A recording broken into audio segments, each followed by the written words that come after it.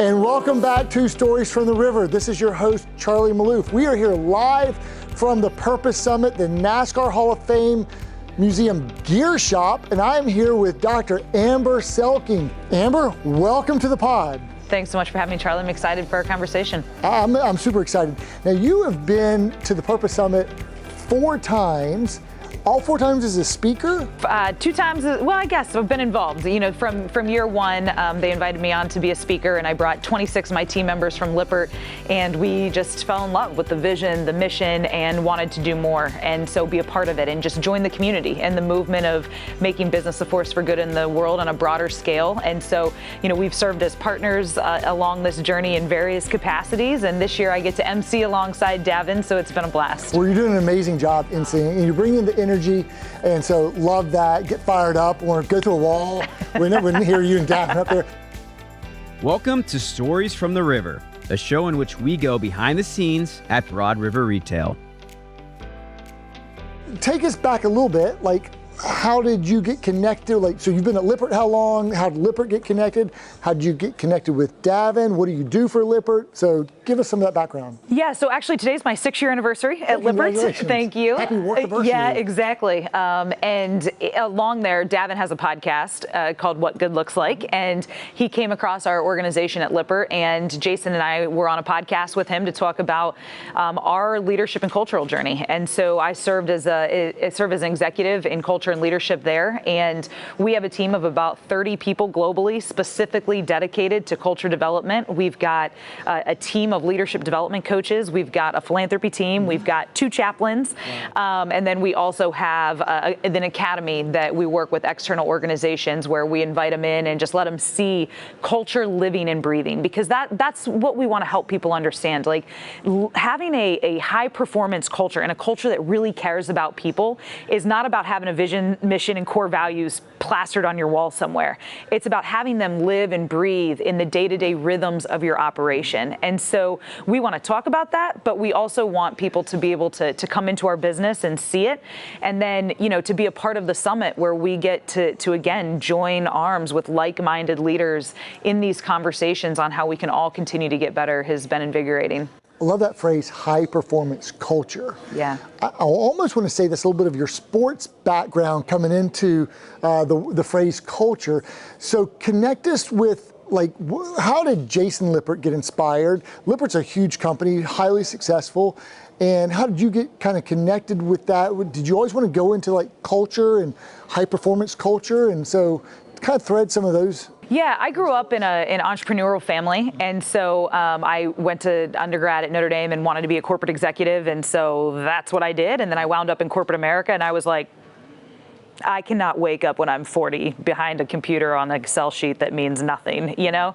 And so that sent me back to grad school and did a couple degrees in applied sports psychology. And so that's really, you know, I still wanted to be in business and understand in the power of leadership and culture. And so to be able to work in business, but also in sport on the applied sports psych side, it's been a really awesome journey the last 12 years being able to integrate those 2 elements. And so, you know, our organization at Lippert, you know, I love winning, and I have a podcast called Building Championship Mindsets, and I had Jason on my podcast, and he left and was like, hey, would you ever join? This is me being him on his phone, because every time he has a brilliant idea, he just pounds out an email, you know, or a text message. And he was like, would you ever consider coming join our company to help us on this cultural journey? And I said, no, thanks. I left corporate America once, and I don't plan on going back. And he's a hell of a salesman and very persistent. And so here I am 6 years later. But I'm with him on this journey because he loves winning and he truly believes he can change the world. And that's, you know, invigorating to be a part of. And so, like I said, we've continued on this cultural journey at Lippert, and then I also serve as a mental performance coach for LSU football with Coach Brian Kelly. And, you know, my philosophy of high performing organizations is they have to be top down, bottom up, and contextually relevant. And so what are the systems and structures and processes and accountability measures and vision, mission, core values stuff do we have have in place from the top down, and then how do we teach people inside of that system how to think right? And that's where mental performance comes into play, but where also leadership and personal development coaching and chaplaincy in the business, come into play. And then contextually relevant. I mean, we talk about the same stuff, but it looks and feels a little bit different in the manufacturing setting than it does the football setting. And so, it's always kind of been in my heart to do, and have had the opportunity to serve two incredible leaders and get in-house in their organizations, again, with Jason and Coach Kelly. Were you an athlete in college or high school? I was a soccer player at Notre Dame and had my little identity crisis when I had knee injury. And so that was kind of a catalyst to some of these questions I started asking. And you talk about this word winning. Don't you have a book with the word winning in the title? I do. It's called Winning the Mental Game. Okay, love that. Yeah, and it's really a playbook that helps people understand how their brain works, how it impacts how they show up, and then gives tools and strategies to actually train their brain like they train their body or their craft or the work that they do every day. Is the green a nod to the Irish that you're wearing today? Yeah, I mean the green and gold, you gotta keep it fresh. So is that when you started working with Coach Kelly? Yes, so I was with Coach at Notre Dame for 5 seasons, and then we're entering year 3 down at LSU right now. Could you have just stayed at Notre Dame and not gone? I'm an Ole Miss fan, so the fact that you're at LSU, can I connect you with Lane Kiffin maybe? I know, right? I don't want you to help LSU. Well, we just took somebody off of Lane Kiffin's staff back to LSU, so Amber, y'all really aren't happy with us right now. I know. So it's okay. It's all good. It's all good. I think Ole Miss won last year. They did. It was ugly. Okay. Actually, I think it was a good game 1 or 2 years ago. Okay. I digress. I'm sorry. It's okay. So let me get back on track here. I did want to ask you about Jason's influence from Bob Chapman and his book, Everybody Matters. Tell us a little bit about that. So I love telling this story. Jason tells it, and then I was like, and now I'll tell you a better version. So, people always ask Jason, like, how have you gotten on this journey? And he answers, and then I flesh out the story a little bit. And so in my mind, this story goes, Jason is this strong-willed, fast-moving guy that loves winning. He grew up in our business. I mean, he started on the front lines welding. And, back then our culture was true manufacturing. Those boys are throwing wrenches at each other and yelling and screaming and firing people if they just had the wrong look on their face. And he led that way for a really long time. And kind of the command and control. Macho man. 100%. And he grew our business very, very rapidly. And so for 10 years, I mean, we had year-over-year growth. And as we get out of our 20s and grow up and start having families, you start thinking about things a little bit differently. And so he was really going through this process of, going to church and praying like, God, what do you want me to do next? Like, there's got to be something beyond this, right? And what do you want me to do next? What do you want me to do next? And finally, God and our chief HR officer slapped him over the head.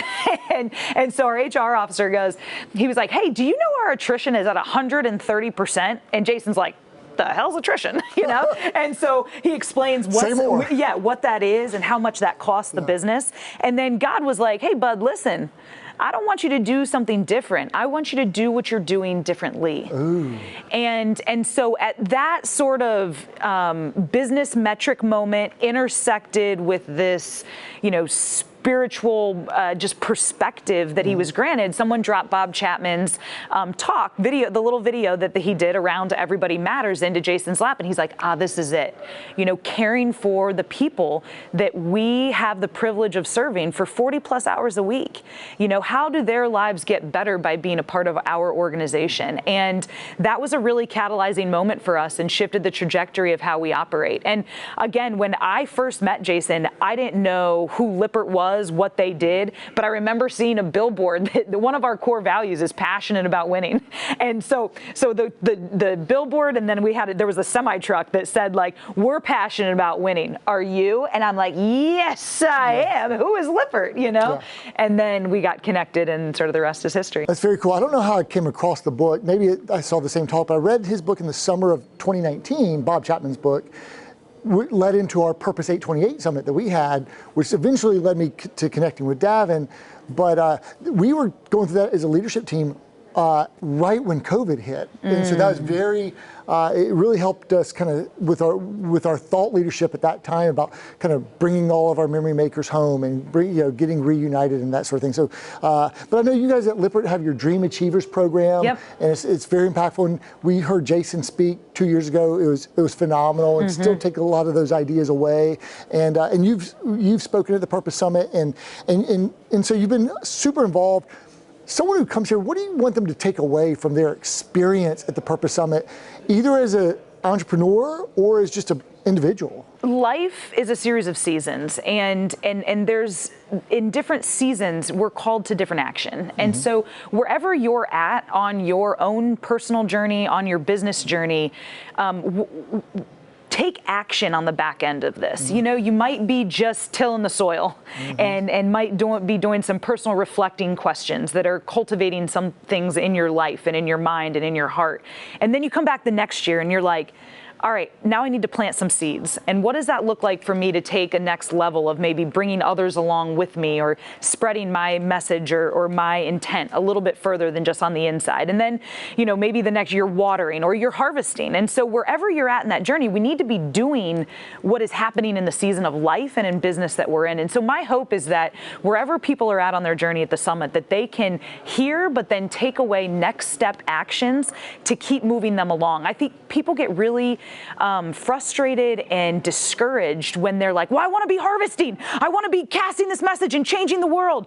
But man, they haven't done that internal work yet to be able to sustain that external harvest or further planting that needs to happen. And so I really hope people can just take a breath and figure out, where am I at and what are my next steps on my journey, and know that if you just keep taking the next step, man, when we turn around in a year, 5 years, 10 years from now, we're going to be so much further along and more fulfilled in our personal and professional journeys. And I hope that that's what people can experience and take away from this. That's fantastic. That's powerful.